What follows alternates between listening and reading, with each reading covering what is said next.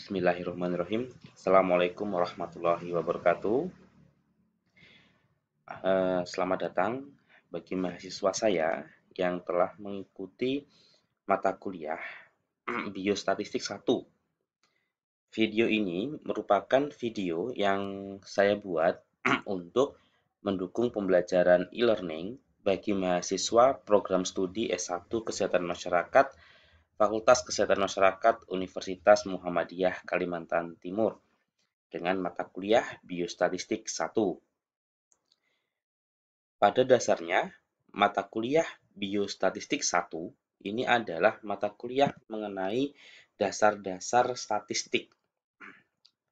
Dasar-dasar statistik kesehatan, di mana dasar statistik kesehatan ini adalah pondasi awal untuk Anda memahami apa fungsi kegunaan statistik, apa saja ruang lingkup statistik yang digunakan dalam bidang kesehatan. Terkait statistik ini sendiri, statistik merupakan sebuah alat ya, jadi sebuah alat atau metode dalam kesehatan masyarakat. Jadi dalam ilmu kesehatan masyarakat ini ada metode dan ada juga ruang lingkup kesehatan masyarakat. Ruang lingkup kesehatan masyarakat ya, ini yang bawah ini adalah dunianya orang kesehatan masyarakat. Dunianya itu ada kesehatan lingkungan, ada kesehatan dan keselamatan kerja, ada kesehatan reproduksi, dan gizi masyarakat. Di dalam ruang lingkup ini atau di dalam dunia ini akan memunculkan sebuah permasalahan kesehatan. Jadi di slide yang awal ini saya akan menceritakan apa sih kaitan statistik dengan keilmuan Kesmas yang lainnya. Secara pengertian nanti akan saya jelaskan setelah ini. Misalnya permasalahan kesehatan lingkungan, contoh demam berdarah misalnya. Permasalahan demam berdarah ini akan dapat diselesaikan dengan menggunakan metode atau alat kesehatan masyarakat, di mana ada 4 alatnya. Yang pertama, epidemiologi. Dalam epidemiologi, Anda akan mempelajari bagaimana distribusi, frekuensi, terus bagaimana resiko, bagaimana penyebab penyakit. Terus terkait statistik, statistik ini dia adalah alat untuk mengambil sebuah keputusan secara ilmiah, secara matematis. Jadi statistik ini akan mendukung epidemiologi untuk mengambil keputusan mana yang tepat dalam mengintervensi.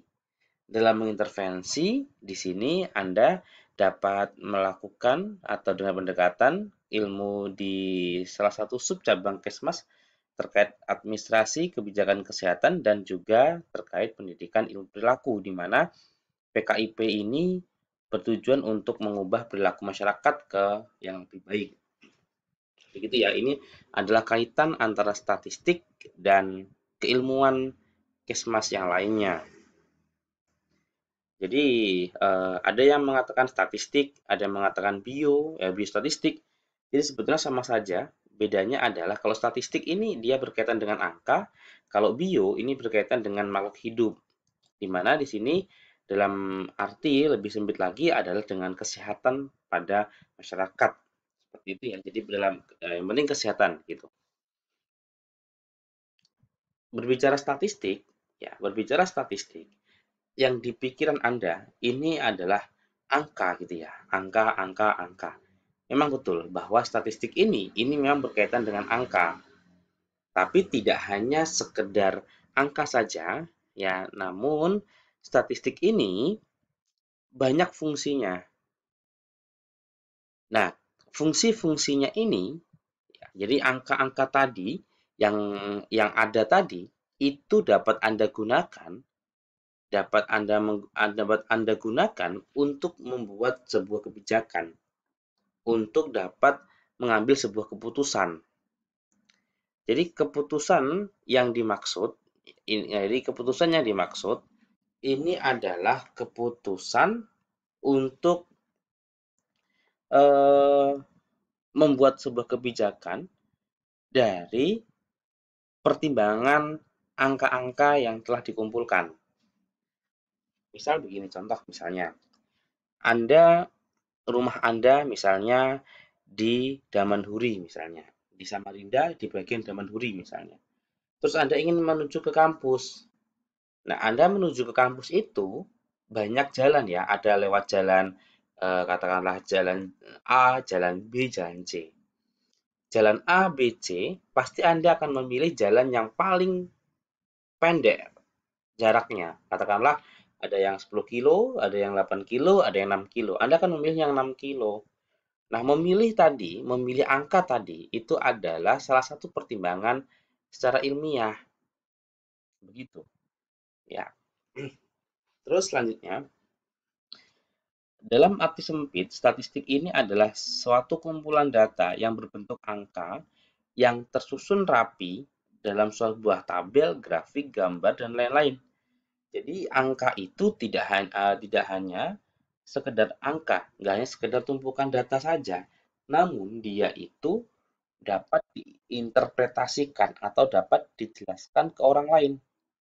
Begitu ya. Jadi agar orang lain itu paham apa sih maksudnya itu. Karena kalau Anda berbicara statistik, hanya angka saja, orang lain tidak paham, ini sama saja bohong. Orang Kesmas ini harus pandai nih menginterpretasikan sebuah data ini agar orang paham apa maunya seperti itu, ya.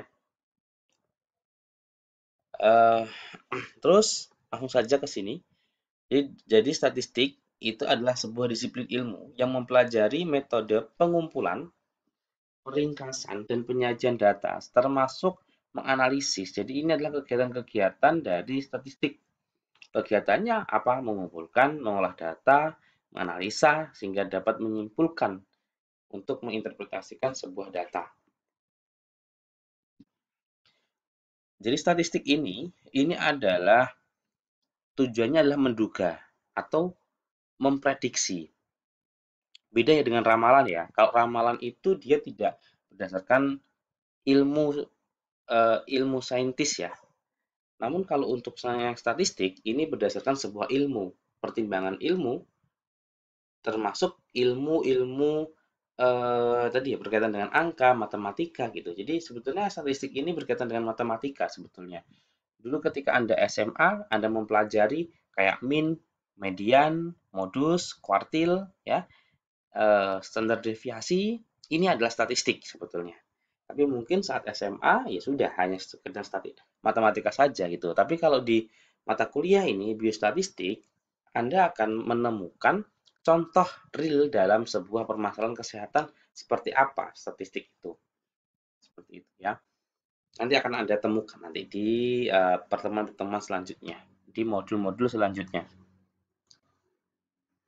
Ini karakteristik sebuah statistik ini pasti bekerja dengan angka.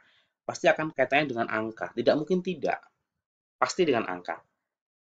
Terus yang selanjutnya, statistik ini bersifat objektif. Apa objektif?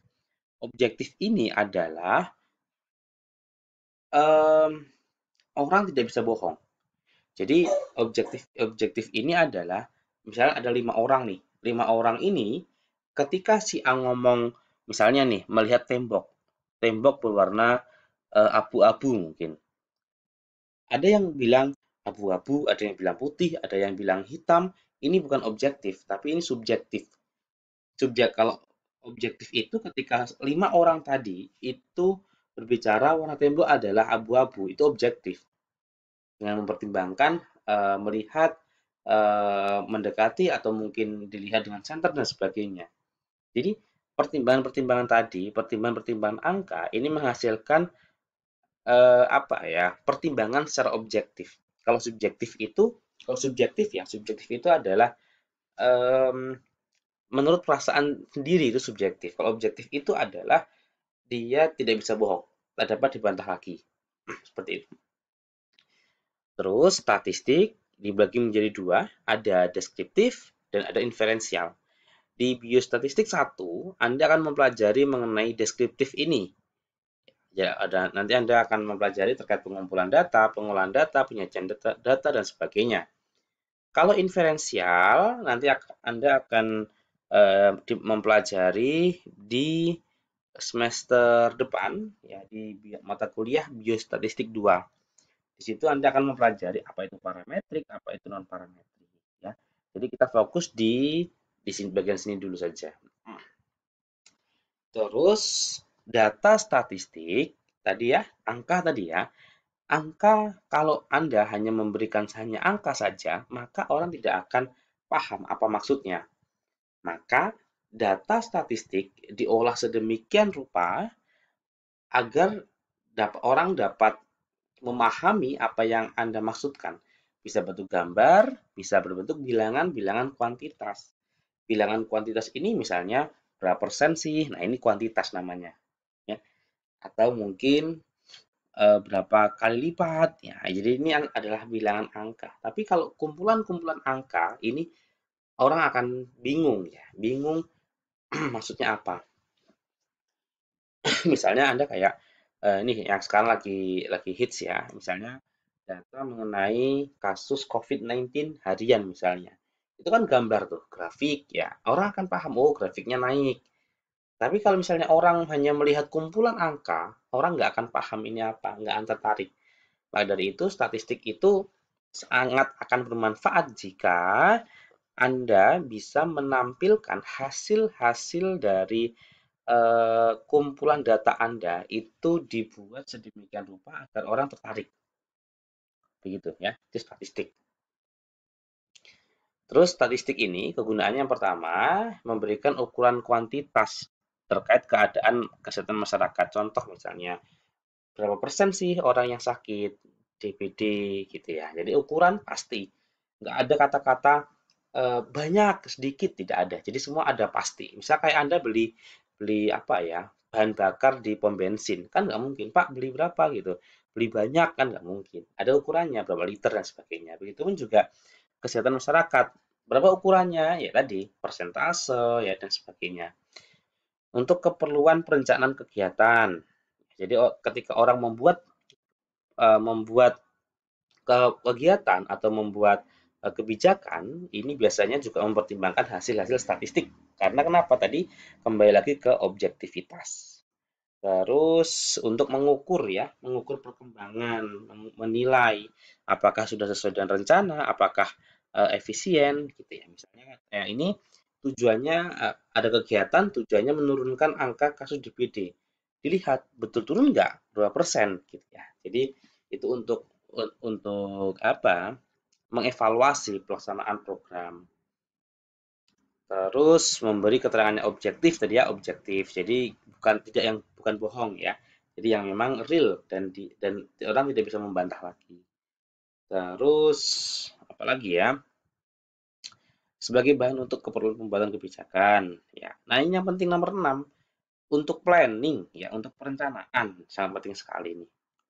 Jadi statistik tadi apa? Ilmu yang mempelajari terkait apa data ya, angka, pengumpulan data dan sebagainya.